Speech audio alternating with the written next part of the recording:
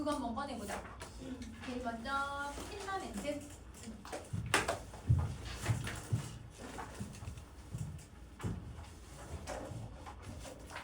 자, 여러분 우리 지금 이 필라멘트라고 하는 게 이렇게 전구가 있으면 이 전구의 여기 부분을 우리 필라멘트라고 하죠. 그쵸? 그러면 이 필라멘트에 불이 샥 들어와야 이 전구가 빛이 나기 시작하는 거야. 그치? 그러면 이 필라멘트는 어디에 둘러싸여 있냐면 지금 이렇게 전구 유리에 둘러싸여 있잖아요. 그러면 여기 안에 있는 최소한의 공기만 가지고 필라멘트가 살고 있다라고 지금 묘사를 하고 있는 거야. 알겠지? 그 모습 생각해주고. 그러면 자, 이 작품도 필라멘트는 사람이 아닌데 이거를 사람처럼 표현을 하고 있거든요. 의인화. 근데 우리 지금 의인화시킨 대표적인 작품이 첫사랑이 여기에 해당하잖아. 그러니까 얘도 첫사랑처럼 대상이 하는 행동이 있고 대상의 태도가 있으면 화작을 관찰하고 있는 거야. 알겠지? 그래서 첫사랑과 무사한 부분이 어떤 부분인지 생각을 해주면 좀 좋을 것 같아. 알겠죠? 자, 그리고 여기도 그러면 의인화를 시켰기 때문에 의인화는 비유법이잖아요. 그래서 비유법이 뭐가 쓰였는지를 쭉 찾아야 돼요. 자, 우리 첫사랑에서 중요한 게 뭐냐면 비유법을 쓴 그 첫사랑의 원관념하고 그 상징적 의미 기억하는 게 너무 중요했죠. 얘도 그렇게 비슷한 작품이라고 생각해 주시면 돼요. 그리고 시적 대상이 놓인 상황을 찾을 거예요. 그러면 지금 선생님이 아까 얘기했듯이 이 필라멘트는 최소한의 공기 속에서 아주 좁은 공기 속에서 살고 있는 거야. 그러면 그 삶이 얘는 되게 힘들고 고달픈 삶을 살고 있는 건데, 그래서 이 필라멘트가 놓여있는 상황은 다 세모 표시를 할 거예요. 부정적인 현실이고 필라멘트한테는 부조리한 세상이에요. 왜냐면 너무 좁고 그리고 힘들게 살아야 되는 공간이기 때문이야. 알겠지? 그래서 요거 다 세모 표시를 해보자. 자, 그러면 작품을 해석을 해보도록 할게요. 자, 첫 번째 줄.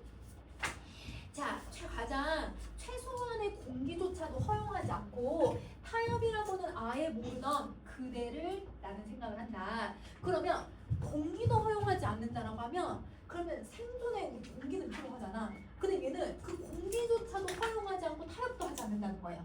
나 공기 좀 더 줘. 이런 말도 안 한다는 거지. 그러면 생존에 필요한 최소 조건조차 이 그대는 바라지 않는 상황이라고 생각을 해주면 돼.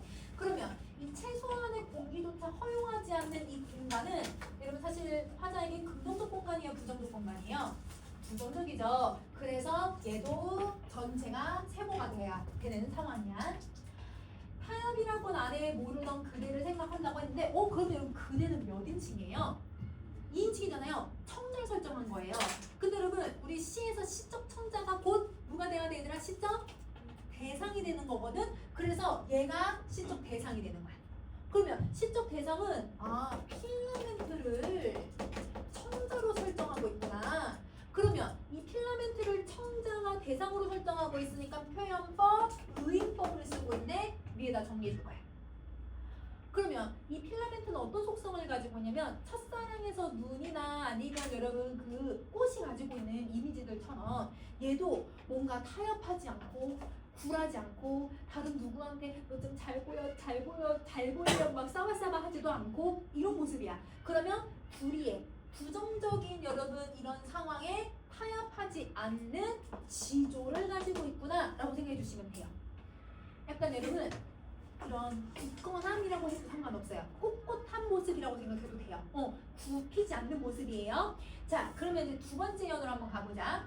세상을 다 내다볼 수 없는 우유빛, 유리공 속에 불투명이 깊어가면 갈수록 오히려 그의 자세는 꼿꼿해서 흩어지지를 않는다. 자, 그럼 보자. 세상을 다 내어볼 수 없는 우유빛이래. 왜 우유빛이냐면 유리가 이렇게 있으니까 그 유리에 이러면 유리가 투명한 게 아니라 약간 불투명한 모습인가 봐. 그러니까 그게 우유빛이라고 표현을 한 거고, 유리공 속에 불투명이 깊어지면 깊어질수록 이라고 했으니까 여러분 나를 둘러싸고 있는 이 공간이 아주 좁다라고 생각을 하고 있는 거죠. 여기 나가 아니죠? 이런 필라멘트의 이 공간이 아주 좁다라고 생각을 해요. 그러면 자, 필라멘트를 둘러싸고 있는 이 불투명의 유리는 여러분 사실 이제 전구의 유리라고 생각하시면 되죠. 그래서 전구의 유리는 점점 세상이 더 어떻게 해지는 곳이냐 불투명해진대. 그럼 여러분 세상이 약간 부조리하면 맑다고 해요, 혼탁하다고 해요? 혼탁하다고. 그렇지. 그래서 세상이 더 혼탁해지는 모습을 묘사를 해주고 있는 거야. 그러면 여기서 얘들아 우리 표현법은 뭐냐면 우유빛 유리공은 전구거든? 그러면 전구라고 하는 원관념을 설명하기 위해서 우유빛 유리공이라고 표현을 했잖아? 그러면 여러분 얘는 뭐뭐처럼 뭐뭐 같은 이런 표현이 안 들어갔으니까 은유법이 쓰였고, 그치? 그러면 이 혼탁한 여러분 부정적인 현실과 세상을 지금 여러분 은유법으로 표현하고 있다 라고 생각하시면 돼요. 그래서 부정적인 현실과 세상. 자, 오히려 그의 자세는 꼿꼿해서 흩어지질 않았대. 그래서 여러분 필라멘트가 얘가 어떻게 되냐면 불을 딱 켜면 이게 바짝 이렇게 섰다가 그 전구가 얘들아 만약에 이제 불빛이 다 해지잖아? 그러면 그 필라멘트가 끊어지거나 아니면 얘가 휘어요. 그러면 그렇게 모습 보면 얘는 자기가 죽어야만 끊어지는 거야. 그러면 빛을 계속 낼 때에는 어떻게 되는 거야? 계속 꼿꼿하게 필라멘트가 서 있는 모습을 얘기하고 있는 거지 절대 굽히지를 않아. 그러면 굽히지 않는다는 모습에서는 계속 지조와 절개를 계속 가지고 있다라고 생각해도 되는 거지. 그래서 지조와 절개를 지키면서도 절대 굽히지 않는다. 이렇게 생각을 해주면 될 것 같아. 자, 그러면 여러분 3년 한번 가보자. 몰라. 부딪혀서 깨지면 깨어질까? 그러면 여러분 부딪히면 여러분 얘가 깨질 수는 있어. 이런 필라멘트가 부딪혀서 걔가 오랫동안 빛을 계속 발해가지고 끊어질 수는 있지만 그렇지만 결코 굽힘을 모르다던 어느 우국지사의 생애처럼 죽어서도 이 밤을 지키려는 책상머리 위에 허공에 높이 걸려있는 그의 정신이 너무 빛난대요. 그럼 자, 여러분 지금 화자가 어떤 상황이냐면 이렇게 책상이 이렇게 이런 게 있으면 그러면 화자가 이렇게 뭔가 의자에 이렇게 앉아있는 것 같아. 그러면 그 의자 위에 옛날 이렇게 얘들아 전구를 이렇게 매달아서 이렇게 버튼 딱 눌러가지고 옛날 전구라고 한번 생각한다면 그러면 얘가 지금 책상머리 위에 전구가 하나 있는 거야. 그럼 거기에 필라멘트는 어떻게든 절대 굽히지 않고 이렇게 꼿꼿하게 계속 서 있는 거지. 그것을 바라보면서 와, 저 필라멘트 되게 빛나는구나 이렇게 생각을 한 거야. 근데 이 빛나는 게 꼭 누구 같다라고 지금 비유를 했어 얘들아? 우국지사의 생처럼 빛난대요. 그러면 우국지사의 생애처럼이라고 했으니까 얘들아 뭐가 들어갔어? 지규법을 썼지. 그럼 이 지규법은 필라멘트의 태도를 우국지사에다 비유를 했고 필라멘트의 그 태도는 뭐냐? 이러면 우국지사는 이러면 독립운동하는 사람들이잖아. 나라를 지키는 사람들이잖아. 그러니까 여러분 의지적인 모습을 가지고 있구나. 근데 선생님 하나 더 쓸게. 이렇게 의지를 갖는데 우국지사라는 말로 비유를 했잖아요. 그럼 여기서 지사가 뭐예요 여러분? 지사? 뜻을 가지고 있는 사람이야. 이러면 열사가 뭐야? 독립을 열망해서 비폭력적인 운동으로 독립운동을 한 사람들이고 의사가 뭐예요? 폭력적인 행위로 여러분 이제 독립운동했던 사람들이에요. 지사는 독립의 뜻을 갖고 있는 사람들을 지사라고 해요. 혹은 나라를 걱정하는 사람들을 지사적 태도라고 얘기를 해요. 그러면 지금 얘는 단순히 극복해야지 이것만 얘기하고 있는 게 아니라 뭔가 부조리한 현실이 있거나 그걸 나라를 걱정하는 우국지사처럼 지사적인 뜻을 가지고 있는 사람이구나 라고 생각을 해주면 돼. 그래서 여기 선생님 하나 더 쓸 거야. 지사적인 면모를 갖고 있다. 지사적 태도를 갖고 있다. 지사적 태도다. 지사적은 얘들 아까 얘기했듯이 뜻을 가지고 있다 라고 생각하면 돼. 이런 뜻이야. 뜻을 가지고 있는 사람이다. 자, 그래서 그러면 여러분 우리 여기 정리 한번 해보면 그의 정신이 빛난다라고 표현을 하고 있으면 무슨 이미지를 두드러지게 쓰고 있냐면 시각적인 이미지를 아주 많이 쓰고 있는 거죠. 자, 그러면 필라멘트의 정신이라는 게 뭐냐? 이런 어두운 밤에도 뭘 하고 있냐면 빛을 내. 그러니까 그 빛을 낸다는 건 신념을 지키려고 하고 있는 거야. 자기의 꺾이지 않으려고 하는 지조를 보여주려는 거죠. 자, 필라멘트가 불빛을 내는 건 정신이 빛난다라고 지금 표현을 한 건데 그러면 화자는 와, 저 필라멘트 좀 봐. 쟤도 빛나네? 우국지사 같네? 이러면 이거는 어떤 어조로 이야기를 하고 있냐면 칭찬하는 거잖아. 예천적 태도를 갖고 있는 거야. 맞아. 자, 그리고 내가 책상머리 위에 있는 전구를 지금 뭐 하고 있는지 아까 보고 있는 상황이었잖아요. 그러면 여러분 우리 첫사람처럼 화자처럼 관조적 태도를 갖고 있다. 두 개 쓸 거야. 자, 그러면 여러분 넘어가기 전에 다시 이연으로 가면 우리 아까 부정적인 시대 현상이 나타나면 세모 표시하기로 했잖아요. 그럼 이연에서 여러분 부정적인 시대적인 상황을 나타내주는 단어가 아까 뭐였어? 무효빈 유리공의 불투명이 심해지면 심해지죠. 선생님 밑줄 그은 게 그럼 이건 다 부정적인 시어. 부정적인 시대 상황을 얘기한다 라고 생각하면 되고, 자, 근데 여러분 3년에도 또 있다? 3년에도 이렇게 얘들아 부정적인 현실을 나타내주는 게 하나 있어. 그런 부정적인 상황에서도 계속 빚을 내고 있는 애가 하나 있었거든? 그럼 그게 누구냐면 밤이네. 이 밤 속에서도 얘가 정신을 갖고 있는 거잖아. 그러면 밤도 부조리한 현실. 자, 근데 지금 부조리한 현실들 지금 다 찾은 게 아니고 3개만 찾았는데요. 그 3개 찾은 것들을 보면 공통적으로 얘들아 좀 무슨 이미지를 많이 쓰고 있는지를 생각을 해볼 거야. 불투명해진다, 밤이다, 어둠의 이미지를 좀 쓰고 있다. 이러면 얘네들은 뒤에 더 찾아보면 알겠지만 어둠의 이미지로 부조리한 현실을 표현하는 거야. 뒤에가 다시 한번 정리해줄게. 어둠이야, 어둠. 자, 그러면 사연으로 한번 가보도록 할게요. 자, 여린 몸짓 하나로 무수히 오고 가는 온갖 협잡의 시대를 다 감당해내면서 비 오는 저녁 쓸쓸한 골목에 서서 보낼 수 있는 만큼은 그의 눈빛을 보인다. 자, 여러분 이 여린 몸짓이 뭐냐면 필라멘트 아주 얇은 여러분 철사같이 된 애잖아. 그러면 여러분 아주 얇은 몸으로 되어 있으니까 얘가 필라멘트야. 그러면 선생님이 얘들아 편법 안 썼거든? 여러분 무슨 편법이 쓴 걸까? 의인법을 썼어. 맞아. 그러면 의인법이라고 해도 되고 아니면 은유라고 해도 되지. 저 몸짓을 필라멘트라고 표현을 했으니까. 그럼 얘는 선생님이 은유, 은이 둘 다 쓸게요. 자, 온갖 협잡의 시대를 다 감당했다라는 건 협잡은 얘들아 진짜 쓸모없는 그 약간 거리 깡패들, 좀 보잘것없는 여러분 잡스러운 사람들이 그런 시대를 다 지나갔대. 그럼 그거는 부조리한 시대. 그러면 이것도 협잡의 시대도 부조리한 현실을 나타내니까 세모 표시할 거야. 그걸 감당을 하고 있대요. 그러면 이 시대를 얘는 꿋꿋이 이겨냈네.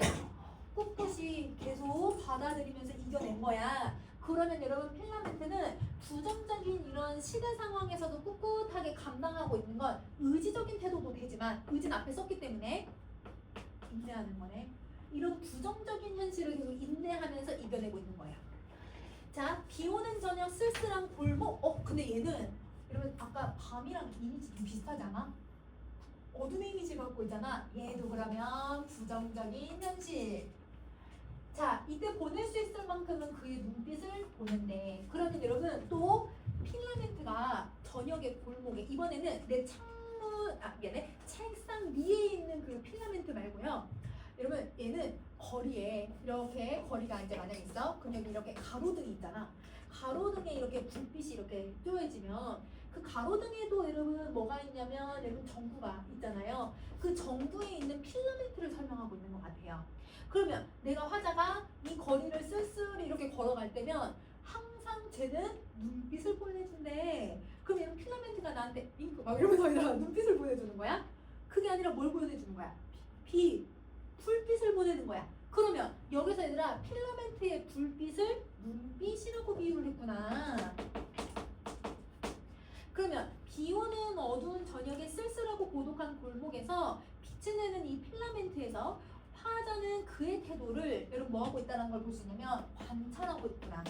그러면 그가 계속 빛을 내고 있고 빛을 나에게 보내주고 있구나 라고 관찰하고 있는 중이야. 알겠지? 자, 그러면 여러분 아랫부분 또 갈게요. 강한 전압과 무절제한 공기를 만나는 일순. 여러분 일순은 한순간이라는 뜻이야. 이 아주 짧은 이 한순간에 그의 몸을 끊어서까지 불굴의 아픔을 보여주고 있다. 자, 그럼 봐봐. 강한 전압, 무절제한 공기. 아까 얘들아 우리 지금 이 필라멘트가 살고 있는 이 전구는 여기에 아주 정말 최소한의 공기도 용납하지 않고 여기 이렇게 아주 막혀있는 공간에서 생활을 하고 있잖아. 근데 얘가 뭔가 공기를 만나거나 아니면 전압을 만나버리면 뭐 할 수 있다고 얘기해요? 끊어진대요. 죽을 수 있는 거야. 그러면 지금 여러분 이 공기는 그러면 나에게 미안해. 이 대상에게 가해지는 여러분 부조리한 현실, 어감 이런 거라고 생각하면 되고 그거를 만나면 그는 어떻게 하냐면 끝까지 아픔을 보내준대. 나 아파 이렇게 소리를 내는 게 아니라 이때 말하는 불굴의 아픔은 끝까지 뭘 내고 있다고 생각하면 될까? 빛을 낸다야. 맞아. 그러면 여러분 여기서 불굴의 아픔을 보여준다는 건 죽는 순간에도 빛을 낸다. 이런 의미가 담겨져 있는 거야. 그러면 필라멘트는요, 자기가 죽는 순간이 와도 끝까지 버티려고 하고 이겨내려고 하고 있는 거잖아요. 절대 굴하지 않아요. 그래서 아주 강한 극복 의지를 가지고 있는 거고, 그리고 여러분 저런 나를 억압하고 나를 얘들아 지금 막 강하게 조이는 이런 상황이 와도 절대 굴하지 않아. 그러면 불의에 굴하지 않으니까 의로운 사람이구나 라고 생각을 해주면 될 것 같아. 자, 지금 세상은 어둡고 한 점 별이 없는데 그러니까 이렇게 깜깜한 밤인데 진공 속에서 혼자 반짝이던 그대를 생각한대요. 그러면 이렇게 어두운 상황에서도 계속 빛을 내는 건 누구밖에 없다? 너밖에 없다. 그대밖에 없다. 그러면 여기도 얘들아 지금 부정적인 현실 표현하고 있는 거지? 그러면 그런 상황에서도 얘는 계속 반짝이고 있으니까 자, 여러분 이 필라멘트의 태도 불의의 시대를 꿋꿋하게 계속 지켜내고 있죠. 이겨내고 있어요. 그러면 이런 꿋꿋한 필라멘트를 바라보면서 화자는 무슨 생각을 하고 있을까? 태도를 한번 보면 우선 관찰했으니까 관조적 태도에 얘를 계속 생각하고 얘에 대해서 여러분 내가 지금 와 어떻게 이런 불빛을 보내지? 예찬도 했고 그치? 근데 이런 삶에 대해서 생각한다라는 말을 썼거든? 여러분 생각하면 무슨 태도 나와야 돼? 성찰적 태도 나와야지 그치? 그래서 관조하고 예찬하고 성찰을 하고 있구나 라고 생각해 주시면 돼요. 자 그러면 여러분 옆에 정리 한번 해보면 시선정의 방식을 한번 살펴봤을 때 여러분 세상은 우리 지금 거의 세모표시한 애들이잖아요. 그쵸? 세모표시한 이 세상은 어둠의 이미지로 좀 많이 표현을 했어요. 물론 다는 아니지만 그런데 필라멘트는 계속 빛을 내고 빛을 내고 빛을 내니까 시각적으로 계속 밝음의 이미지로 표현을 하게 된 거지. 그러면 어둠과 밝음의 이미지가 비교가 되면서 얘의 태도가 강조가 되는 거야. 그러면 이거의 신앙적인 방식을 우리는 뭐라고 불러야 돼? 명암 대비야. 맞아. 그래서 대비라고 해도 되고 선생님은 좀 더 명암 대비라고 표현을 할게요.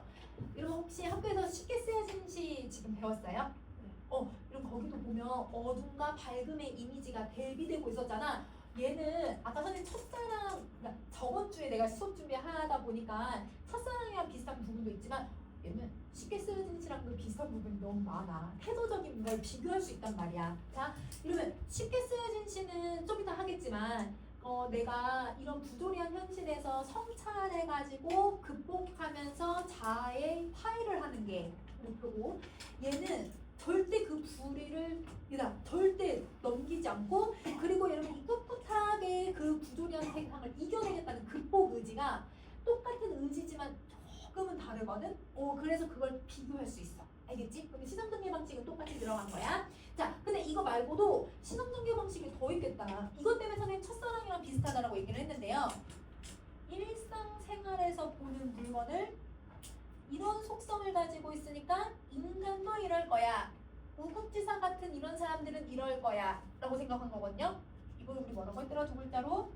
유추. 대응시키는 거 맞아. 그러면 여러분 얘는 유추를 시키고 그러면 자연사하고 인간사를 대응하는 게 아니라 일상생활에서 사용하고 있는 사물을 인간의 모습으로 지금 표현을 하고 있잖아. 그러니까 이걸 대응시켜서 유추를 하고 있다 라고 생각하면 될 것 같아. 이게 첫사랑이랑 좀 비슷한 부분. 자, 그러면 여러분 여기까지 정리하면 빈칸 선생님 혹시 다 넣었을까 얘들아? 빈칸 빠진 거 없죠? 그럼 넘어가서 마지막 느림보를 한번 볼게요. 필라멘트 태도. 필라멘트 태도 내가 안 썼어? 아니 제가 못 쓰는 거. 꿋꿋하게. 꿋꿋하게. 자,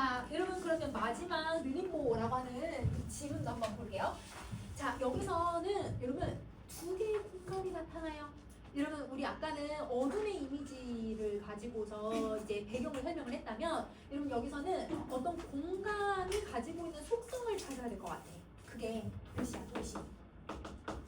도시가 갖고 있는 속성 한번 정리 한번 해볼 거고, 그러면 여기서 이 도시가 갖고 있는 속성을 상징하는 단어가 있고 이거랑 반대되는 시어가 나올 거야. 지금 여기도 대비가 있네. 그래서 여러분 대비되는 시어랑 의미가 있다고 했으니까 이 글도 시상정의 방식이 대비가 쓰여. 그래서 요거 찾아볼 거고요. 그러면 어떤 당대 사회의 문제의식을 드러내고 있을까? 요걸 볼 건데, 그러면 이거는 이 글의 태도는 비판을 하고 있다는 걸 이미 선생님이 적어놓은 거네. 그치? 그럼 하자의 비판적 태도가 뭘 비판하고 있는지를 찾아볼 거야. 자, 그러면 1년 한번 정리 한번 해보자. 이곳에선 아무도 걷질 않습니다. 내쳐 달리거나 길바닥 위에서 쓰러질 뿐입니다. 그러면 여기서 이곳이라고 하는 곳이 어디냐면 여러분 도시를 얘기를 해요. 아까 선생님 도시라고 하는 공간이 중요하다고 했죠. 그러면 이 도시는 아무도 걷지 않아요. 왜냐면 사람들이 다 뛰어야만 하고요. 뛰다가 지쳐서 쓰러져야만 하는 공간이기 때문이에요. 그러면 이곳을 왜 사람들이 아무도 걷지 않냐면 빠른 속도만 중요시 여기는 현대 도시 문명의 속성이기 때문이에요.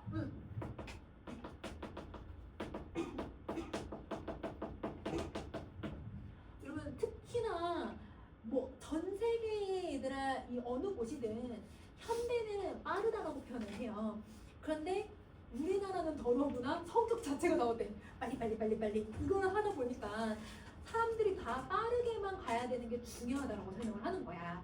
그게 도시가 가지고 있는 속성인 거지. 그러면 도시에서 사람들이 다 계속 빠르게 이렇게 뛰다 보니까 그래서 어떤 사람들만 생기는 거야? 계속 뛰는 사람만 생기고, 혹은 빠르게 달리다가 기운이 다 소진한 사람들만 생기는 거야.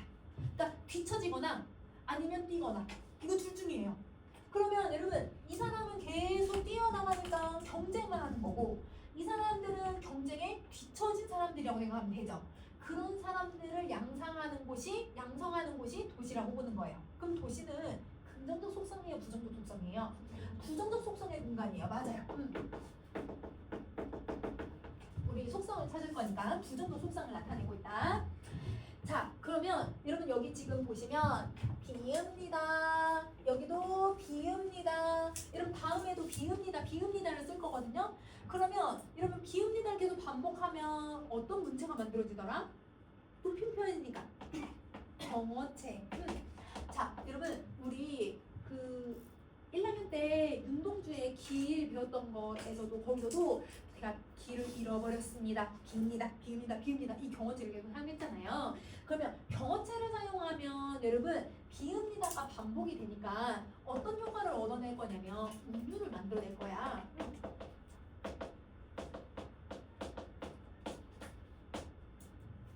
근데 두 번째 이 글에서는 여러분 이렇게 왜 부정적인 도시의 속성을 설명하고 있는데 왜 높임 표현을 쓸까? 이렇게 해도 되잖아. 이런 망할 도시 이러면서 좀 속된 표현을 쓰거나 아니면 반말을 써가지고 이 도시가 갖고 있는 속성을 부조리하게 더 표현할 수도 있는데 왜 공손하게 표현하고 있을까? 여러분 혹시 겨울방학 때 우리 그 미스터방이랑 배웠던 거 혹시 기억나요? 미스터방의 인물이 긍정적 인물이었어요? 부정적 인물이었어요? 부정적 인물이니까 서술자가 이 사람에 대해서 여러분한테 설명할 때 높임 표현을 썼어요? 낮춤 표현을 썼어요? 다 높임 표현 써가지고 전제작가 시점을 썼거든요. 그러면 어떤 부조리한 대상에 대해서 높임 표현을 쓰는 건 그 부조리한 대상들을 객관적으로 봐야 되기 때문이야. 그러니까 이 사람에 대해서 친근하게 설명하려고 하는 게 아니라 오히려 얘들아 거리를 두는 거야. 거리를 둬가지고 공손하게 표현하는 거야. 그러면 이때 여러분 이거는 이 문제는 화자의 어조나 태도를 찾아볼 수 있는 거지. 화자는 이런 도시가 가지고 있는 부조리한 속성을 좀 더 객관적 거리를 둬서 보고 싶었던 거예요. 그래서 부조리한 도시라고 하는 부조리한 도시 속성을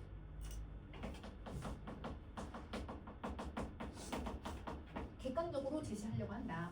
여러분 모든 작품이 경어체를 사용한다고 해서 객관적으로 만드는 건 아니야. 오히려 더 친근하게 얘기하는 작품도 있고 오히려 여러분 공손하게 공경하면서 얘기해가지고 여러분 나이가 갖고 있는 어떤 긍정적인 태도를 설명하게 만들어내는 작품도 있어. 근데 이 작품은 약간 비판의 의도가 있다 보니까 이런 어조가 만들어질 수 있다라고 생각해주면 될 것 같아. 자, 그러면 2연으로 한번 또 가볼게요. 이 도시는 느슨한 산책을 아주 싫어하는 모양입니다. 산책만이 두 눈과 귀를 열어준다는 비밀을 이 도시는 알고 있는 거겠죠. 도시는 사람들에게 들키고 싶지 않는다고 하더군요. 그래서 여기까지 읽을게요. 자, 이 도시는 느슨한 산책을 싫어한대요. 도시는 여러분 사람들을 무조건 뭐 하게 만들었어? 계속 뛰게 만들었잖아, 빨리. 근데 느슨한 산책을 절대 하지 못하게 만든다는 거야. 그러면 산책이 가지고 있는 여러분 우리 속성을 한번 찾아본다면 이 산책은 느림의 이미지를 가지고 있는 거죠. 그러면 이 느린 이미지는 화자가 여러분 비판하는 대상일까? 화자가 추구하는 대상일까? 추구야, 맞아. 그러면 선생님 조금 다른 말로 지향, 그치? 여러분 화자가 지향하는 삶의 속도라고 생각하시면 돼요. 자, 근데 여러분 여기서 아주는 우리 1학년 때 문법을 배워서 알겠지만 이거 부사거든? 부사는 뒤에 누구를 꾸며주지 얘들아? 용언을 꾸며야 돼. 근데 이러면 용언이 뒤에 와 있지 않고 그 다음 행으로 건너서 설명을 하고 있잖아요. 그러면 뭔가 얘들아 여기서 끊으면 그래 목적어로 설명하고 뒤에 서술어 설명하나 보다 이렇게 볼 수 있지만 의도적으로 부사어를 저기다 제시하고 얘를 여기다 넣어놓은 거야. 그러면 이런 걸 여러분 지금 여러분 모의고사 풀어봐서 알겠지만 행간, 걸침. 이 작품은 행간, 걸침을 계속 쓸 거예요. 그래서 옆에다 정리해보자. 여기는 행간, 걸침을 계속 쓴다. 그러면 대부분의 얘들아 행간, 걸침을 왜 쓰냐면 싫어하다라는 건 약간 부정적인 표현이거든. 그 다음에 여러분 또 여기 봐봐. 여기서 사람들에게 들키고 싶어 하지 않는다라고 해서 여기 또 행간, 걸침을 쓰거든. 근데 여러분 여기 않다라고 하는 것도 사실은 부정 표현이잖아. 그러면 얘는 부정 표현을 의도적으로 앞으로 계속 보내고 있는 거야. 그러면 대부분 부정적인 표현을 앞으로 내보내서 어떤 걸 강조하냐면 도시가 갖고 있는 부정적 속성을 계속 강조하는 거예요. 알겠죠? 여러분 행간걸침은 뒤에 게 강조될까요? 앞으로 보내지는 게 강조가 되는 거예요? 여기 뒤에 있는 걸 강조하는 거예요? 아니면 앞으로 내보낸 거? 앞으로 내보낸 걸 강조하거든요. 그러면 싫어하는 도시의 속성을 강조하고 싶은 거고 여러분 이렇게 안 하고 싶은 도시의 속성을 강조하는 거야. 알겠죠? 그래서 얘를 강조하기 위해서 행동벌침을 쓰는 거야. 자, 그러면 여러분 다시 두 눈과 귀를 열어줘. 여러분 산책을 하잖아? 그러면 여러분 어디 여행을 가서 혼자 산책을 하거나 계속 천천히 길을 걷다 보면 그러면 생각이 좀 정리되는 경우가 많아. 그래서 선생님은 그런 게 아니라 대부분 이제 나 수필가나 아니면 문학가들이 수필 같은 거 쓰거나 아니면 시를 쓴 것들 보면 자기가 산책하는 이야기를 쓸 때 산책은 자기가 생각을 정리할 수 있게 해주고 자기가 명상하는 하나의 방법 중에 하나다. 이렇게 얘기를 하거든. 산책을 다 예찬해요. 왜냐면 뛰면 물론 러닝화에서도 좋긴 하지만 진짜 아무 생각이 안 나거든요. 너무 힘들어가지고 그리고 이건 계속 경쟁하는 건데 천천히 걸으면서 주변도 한번 보고 천천히 걸으면서 내가 나에 대해서 한번 돌아보고 그래서 여러분 약간 뭐 한다고 하잖아. 그 산티아고에 사람들이 계속 걸으러 가잖아. 이제 순례자들이 걸었던 길들 계속 따라다니면서 자기도 계속 걸어서 인생을 본질을 막 찾아낸다고 하잖아요. 그게 산책이 갖고 있는 여러분 긍정적인 측면이에요. 그냥 그 긍정적인 측면을 여기서 뭐라고 표현했어? 두 눈과 귀를 열어줘. 세상을 보는 눈과 세상을 들을 수 있는 귀를 열게 해주는 역할을 하는 거지.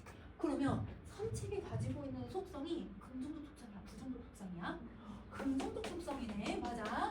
그러면 그 긍정적인 속성을요 도시는 알고 있어요. 근데 도시는 알고 있지만 그걸 사람들한테 들키고 싶지 않다라는 걸 이 좋은 성격을 도시는 사람들한테 안 보여주고 싶은 거죠. 그러면 뭘 안 보여주려고 하냐면 산책, 즉 느리게 사는 삶이 갖고 있는 긍정적 가치를 모른 척하고 싶은 거예요. 이 도시라고 하는 공간은. 자, 선생님 아래 갈게. 저 반짝이는 유토피아의 초대장들로 길 안팎에서 위해서 산책을 해방 놓고 있는 거네. 거래. 그러면 자 산책을 해방하는 게 그러면 여러분 이게 주체가 지금 누구지? 도시. 그치? 그러면 도시는요 사람들한테 유토피아의 초대장을 계속 보내면서 산책을 못하게 만든대요. 그러면 유토피아의 초대장은 산책을 못하게 막는 역할을 하고 있으니까 방해물이네. 그치? 그러면 이 방해물은 여러분 사실 긍정도시어야 부정도시어야? 부정도시어야. 그러면 여러분 여기 무슨 표현법을 썼냐면 자 얘는 방해물을 반짝이는 유토피아의 초대장으로 표현을 한 거예요. 그러면 얘는 여러분 뭘 쓴 거냐면 방해물을 초대장이라고 해서 돌려서 설명했으니까 은유법이 쓰인 거고 자 그러면 이거는 도시 문명이 가지고 있는 기만적 행위이자 산책을 방해하는 존재다 라고 생각을 해주면 돼.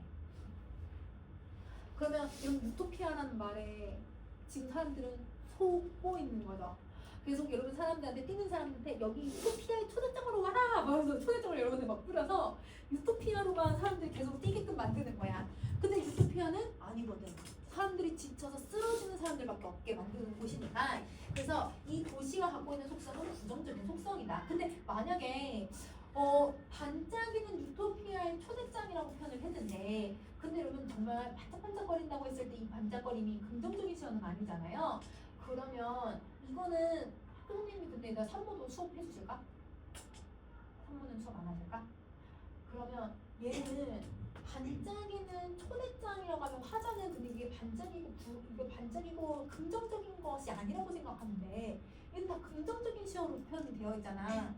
반어적인 표현으로도 볼 수 있거든? 근데 만약에 학교 선생님이 딱히 그렇게 언급을 안 하셨다고 하면 그냥 여러분 어떤 긍정적인 말들로 부정적인 걸 드러낸다. 이 정도만 기억해도 상관없어요. 알겠지? 그래서 표현법은 그냥 은유만 쓰기는 할 건데 여러분 만약에 더 해준다고 한다면 여러분 얘도 뭔가 반어적인 방식으로 글을 쓰고 있다 라고 생각해도 상관없을 것 같아.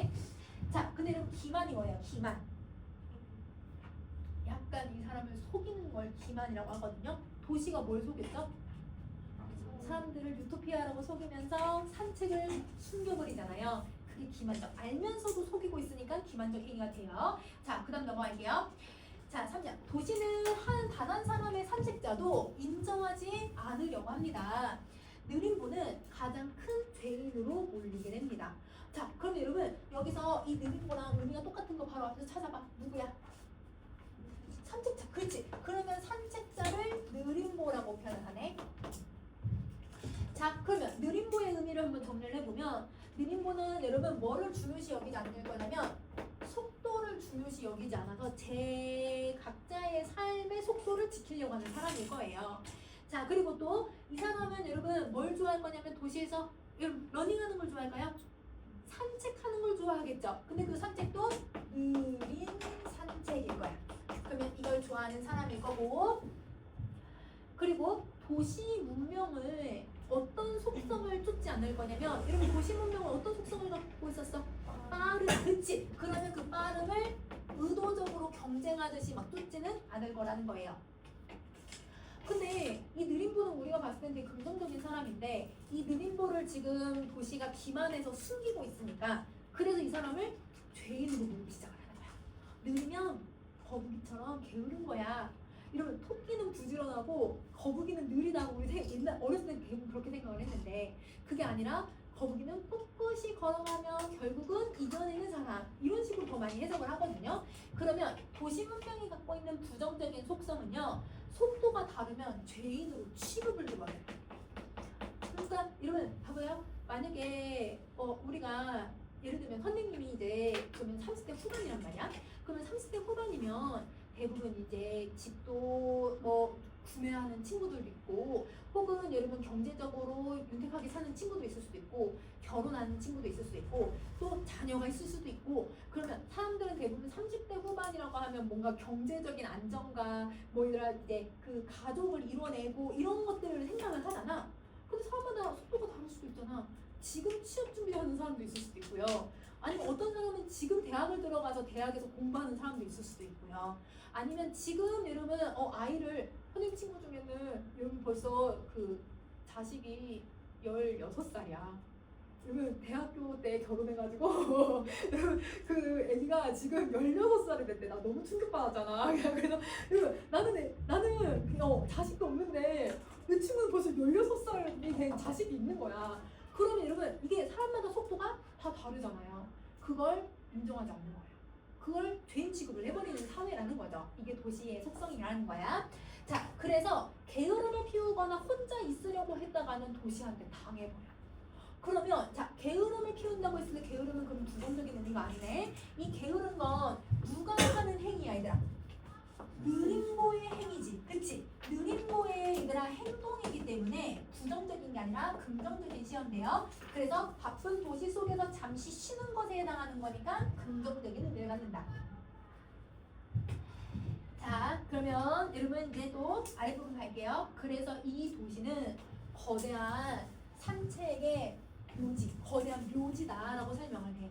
자, 그럼 보세요. 여러분, 산책은 묘지다 A의 B거든요. 그러면 A의 B도 A는 B다라고 하는 표현법이랑 똑같아요. 그럼 이거 무슨 표현법이에요? 은유로 쓰는 거예요. 맞아요. 그래서 얘는 은유법을 쓰고 있는 거고, 산책이 불가능한 이 도시는 어떤 곳이냐면 막 얘들아 내가 쫓아가지 못하면 막 사람 취급도 안 해주잖아. 그러니까 뭔가 삭막하고, 그리고 저 사람들이 막 어떻게 하냐면 기만하고 너 죄인이야. 사람들이 막 이렇게 나를 억압하는 거거든. 그러면 산책이 불가능한 이 도시는 억압적인 속성을 가지고 있고, 그걸 부정하기 위해서 화자가 거대한 묘지라고 표현한 거예요. 비판을 하려고 하는 거죠. 자, 그 다음에 화자는 그러면 어떤 태도를 갖고 있냐면 도시 사회와 문명에 대한 문제의식을 가지고서 이거에 대해서 비판을 하고 있구나, 이렇게 생각해주면 될 것 같아. 자, 그 다음에 여러분 우리 시선관계 방식을 보면 느리다, 빠르다라는 단어 들어가고, 산책하고 도시라고 하는 여러분 속성의 그 행위들을 제시하고, 하나 더 쓰게 얘는 걷다라고 표현했고 얘는 뛰다라고 표현을 했거든. 그러면 이 세 가지가 여러분 다 대조되는 의미를 갖고 있잖아. 그럼 뭐가 쓰여야 돼? 얘도 대비. 그렇지, 대비가 쓰이고 있다. 자, 그러면 여러분 이 작품은 행정벌침을 이제 모의고사에서도 얘기했듯이 행정벌침을 통해서 주제를 형성하고 있는 거고, 그 다음에 여러분 필라멘트는 의인화를 시켜가지고 여러분 주제를 드러내고 있으니까 두 개 조금 구분해 주시면 될 것 같아요. 자, 그러면 선생님과 오늘 나눠준 거 한번 봐보자.